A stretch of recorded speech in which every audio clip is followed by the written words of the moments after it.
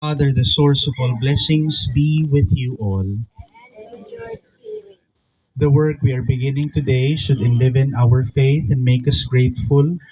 We know the familiar words of the psalm: if the Lord does not build the house, in vain do its builders labor. Whenever we look to the interests of our neighbor or the community and serve them, we are in a sense God's own co-workers. Let us pray for his help through this celebration, my brothers and sisters, that God will bring this construction to successful completion and that His protection will keep those who work on it safe from injury. Brothers and sisters, listen to the words of the first letter of Paul to the Corinthians. For we are God's co-workers, you are God's field, God's building. According to the grace of God given to me, like a wise master builder, I laid a foundation, and another is building upon it. But each one must be careful how he builds upon it, for no one can lay a foundation other than the one that is there, namely Jesus Christ. The word of the Lord. Thanks be to God. Brothers and sisters, let us ask God, our all-powerful Father, that the work we begin today will contribute to the building up of His kingdom and join us in faith and love to Christ, who is the cornerstone. Let our response be, Blessed be God forever. Lord God, you have given us the knowledge and power to become your co-workers. Let us pray. Through your Son, you have chosen to build your church upon solid rock. Let us pray. Through the Spirit of your Son, you form us into a spiritual house where you make your dwelling place. Let us pray. We inspire in us the firm hope that the building we begin today with your blessing will be brought to completion with your protection. Let us pray. With much labor, you shape and polish us into living stones until you make us worthy to be built up into a new and holy Jerusalem. Let us pray. All powerful and all merciful Father, you have created all things to your Son and have made him the unshakable foundation of your kingdom. Through the gift of your eternal wisdom, grant the undertaking we begin today, for your glory and our own well being, may progress day by day to its successful completion. We ask this through Christ our Lord.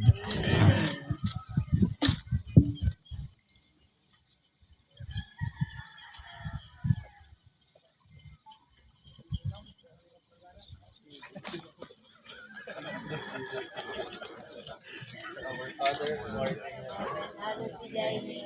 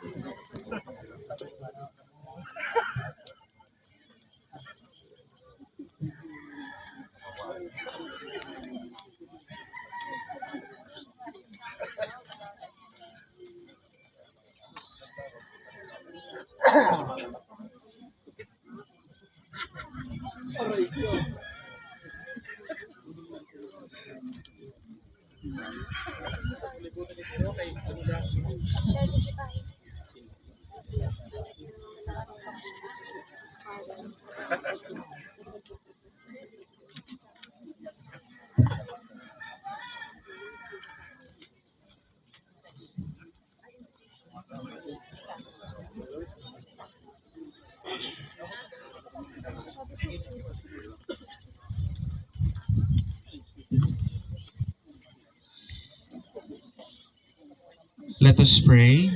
The Lord be with you. May the Lord Almighty bless you and kindly receive the desires of your hearts. Amen. May the Lord give you to trust in Him so that you will do all things in His name. Amen. And may the Lord regard your work with kindness and watch over your lives. Amen. And may the Almighty and loving God bless you, the Father, and the Son, and the Holy Spirit. Amen. Let us go in peace. Thanks be to God. Congratulations po sa gabos po na kadi po din na makareceive din duta. Thank you so much, Father Jimuel Gipega. And please settle down as we now proceed with the formal turnover ceremony. To deliver the opening remarks and provide us with a brief background of this meaningful project, let us welcome the program manager, Taas Noo Ciudadano, ako, ladies and gentlemen, Attorney Cyril Orpesa. Without much further ado, salamat tabi sa pagkadi. And ino po programa ni Mayor ang sa Taas Noo Pabahay program. Niyan, tapos si Ma'am Tess Gonzales ang coach, ang chairman sa Committee on Urban Poor Affairs sa City, sa NSP.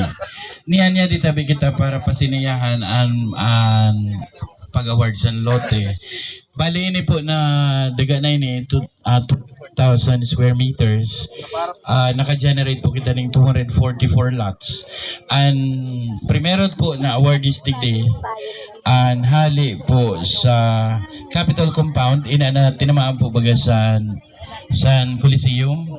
25 awardees po yan. Tapos sa Bagona City Hall, ang mga informal settlers dito, nakahurong taman na didisin the value, mga 14 awardees, and also ang sa road opening sa day, 6 awardees. Pasalamatan to po si Ma'am Christine Balita. Siya po, ang pamilya po nila nagdonar sa 2,221 square meters para magkaiwan ng tinampo. Plus ini na 529 square meters na regalo man po sa pamilyang Pontero Garbida. Si Ma'am Edna. Hi, si Manay Edna. Ang pamilya po nila nagdonar para makabot kita dito sa lote na ini. Then, ang National Housing Authority from time to time naghahatag po sila sa aton si recommendee sa na-awardan sa rupan na ilaw tadi.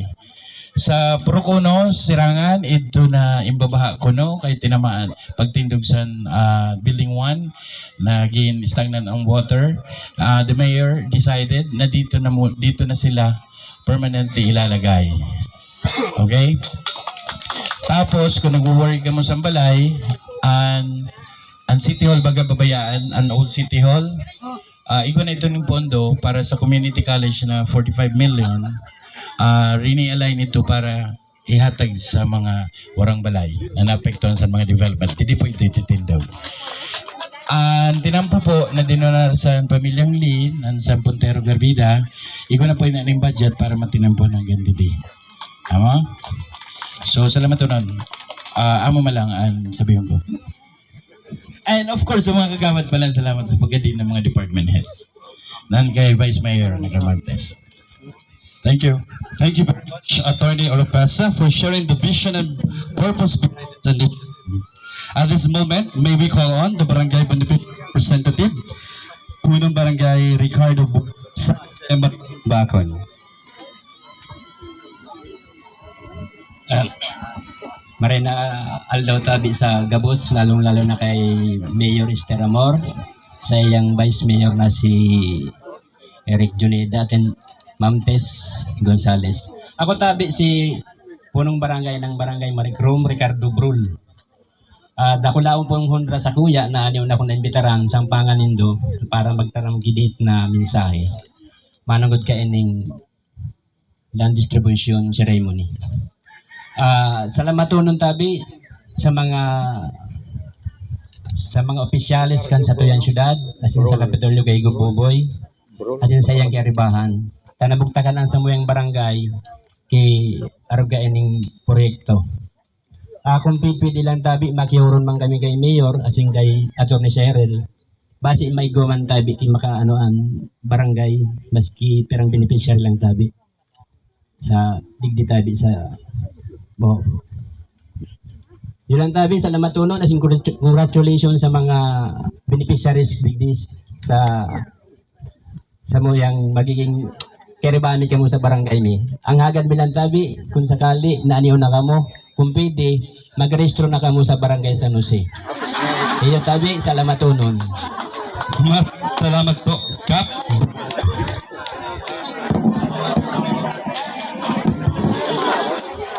And now to deliver her inspirational message, may we welcome the hardworking and supportive City Mayor of Sorsogon City, Honorable Maria Esther E. Hamor.